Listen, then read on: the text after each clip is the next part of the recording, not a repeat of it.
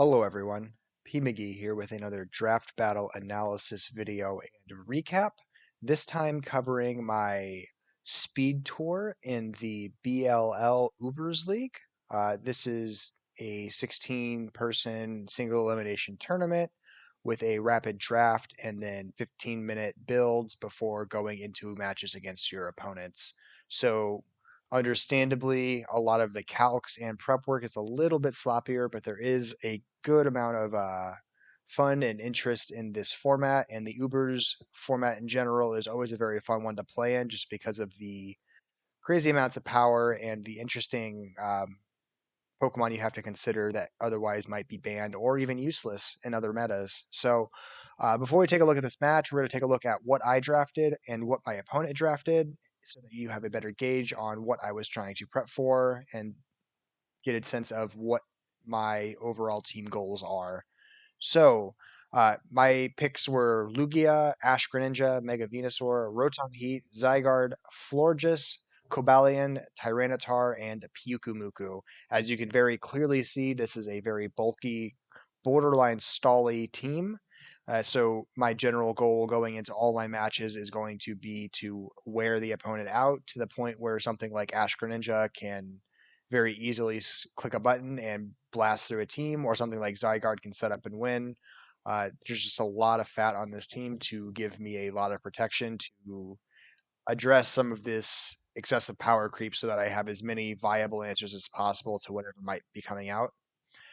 The opponent I play in round one, ZekZer0, drafted Mega Mewtwo Y, one of the hardest hitting Pokemon in the meta.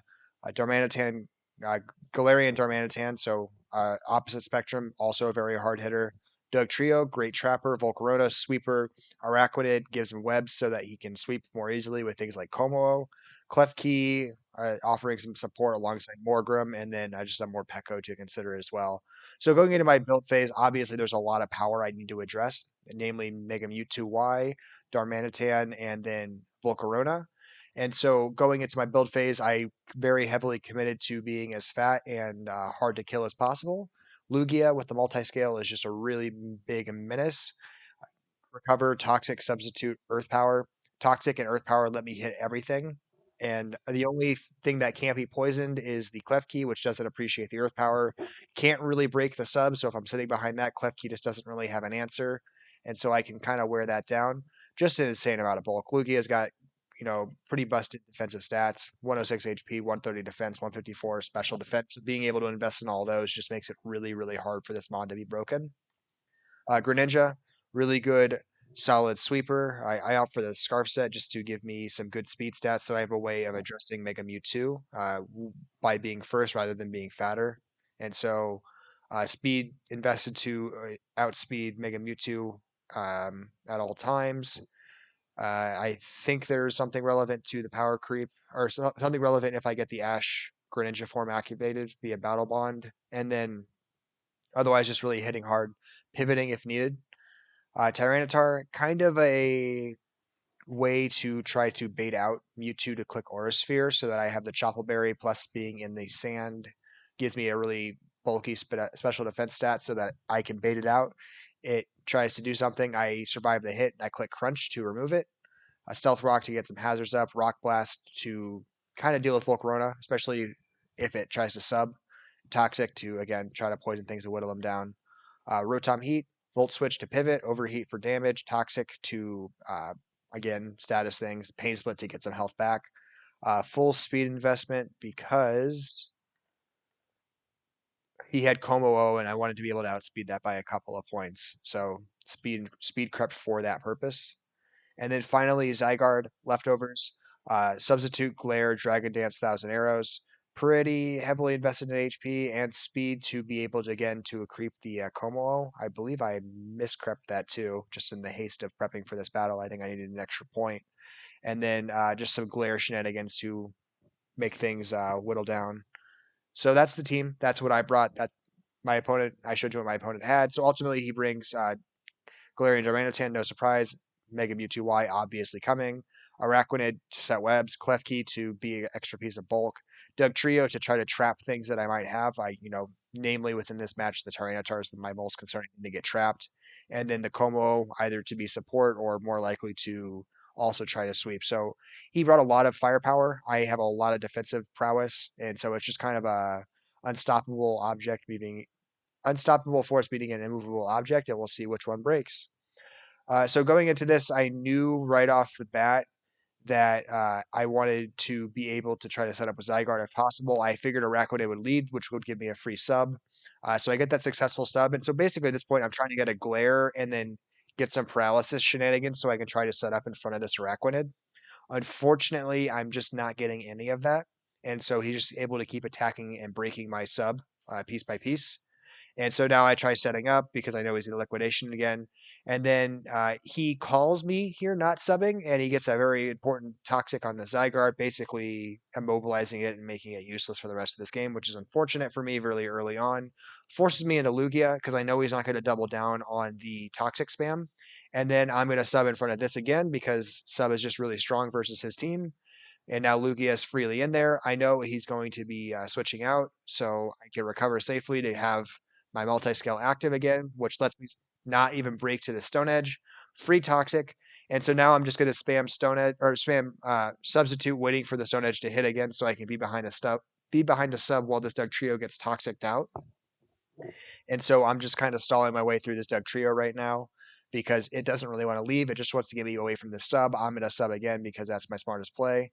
And then I'm going to keep spamming sub until Dugtrio goes down, basically. I could have gotten the recover there. That would have been helpful because then I would have had multi-scale to protect me from the Stone Edge. Unfortunately, I don't have that. So I just got to sub again. All in all, Dugtrio goes down. I lose 31% of my health. I'm still behind a sub. Great position for me. Darmanitan's forced to click Icicle Crash. I know that. So again, free Toxic. Darmanitan's not happy. Obviously, I can't stay in on this anymore, so I need to pivot out. He unfortunately calls that switch. Rotom Heat. But again, I outspeed this by 1 point, so free Toxic on there. It does Clanger's Soul. Kind of scary, except for the fact I have Pyukumuku, who just does not care, has just the right investment to make sure Clanger's Soul doesn't break me. Dragon Tail is a super odd piece of tech for something that's just trying to sweep. I'm spamming Recover, thinking he's going to attack. He Dragon Tails, forces Greninja out. I make a huge misplay here, thinking Greninja is going to outspeed because I have a Scarf. I forget he's +1 speed, so he actually does outspeed me. Just get lost in the confusion of Scarf, Webs, and him being at +1. So I stay in needlessly when I should be fleeing to Pyukumuku, and so I lose Greninja for nothing. Kind of a running theme you'll see here with me and Greninja. I think it's a great mon, but I historically misuse it. So back in with Pyukumuku, I easily take the close combat. I recover. I'm back to full health. Komo is now out of play. So all in all, very successful. Darmanitan comes in. Don't care about that. It's not going to break Pyukumuku. Free chance for Pyukumuku to click counter. So now that's out. In the haste again, something I didn't put on Tyranitar, which I should have. Should have been Earthquake because Tyranitar addresses Klefki super well, but it just doesn't carry a move to hit Klefki back. I'm protected from Thunderwave thanks to my typing. I have a huge special defense wall. It is spike stacking me, and I did not carry Defog, a huge oversight on my part, just because it limits the opportunity to bring in things like Pyukumuku now at this point with all of those spikes up. Draining Kiss from Klefki isn't going to do anything to me, so I don't care. I'm going to click Overheat here just to do massive damage to whatever comes in. So I get Mewtwo nice and low.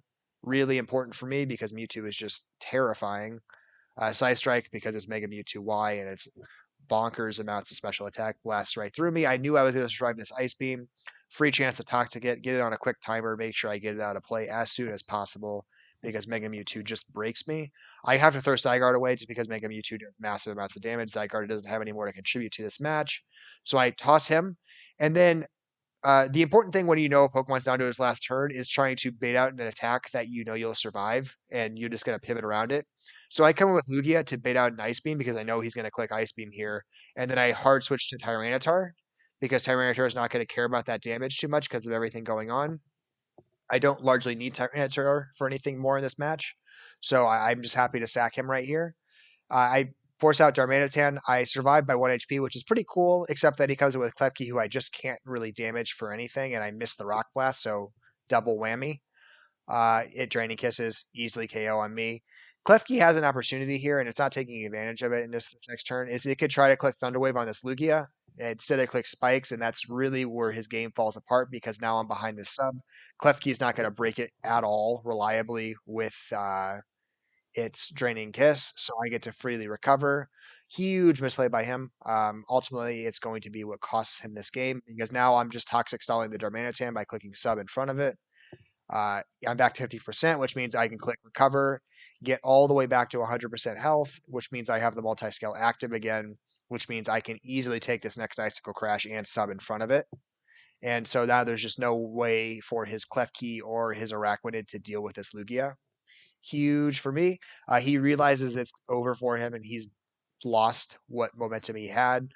So the stall comes in handy. You know, my Lugia does huge work at just kind of walling out his pieces. Pyukumuku does what it needs to do, which is managing any setup sweeps from the Komo-O and holding the Galarian Darmanitan in check from doing any sort of massive Icicle Crash, Stone Edge, Earthquake, or anything kind of like that. It just limits its ability to be potent on offense. And then once rocks were up, it just wasn't able to really pivot around it anymore. Obviously, I didn't bring enough pieces to address Klefki. I really should have had something with Defog in this game because I was very vulnerable to it, and Klefki had a really easy time stacking it in front of me. And so that was just really unfortunate for me. But all in all, my defensive pieces did exactly more or less what I wanted them to do.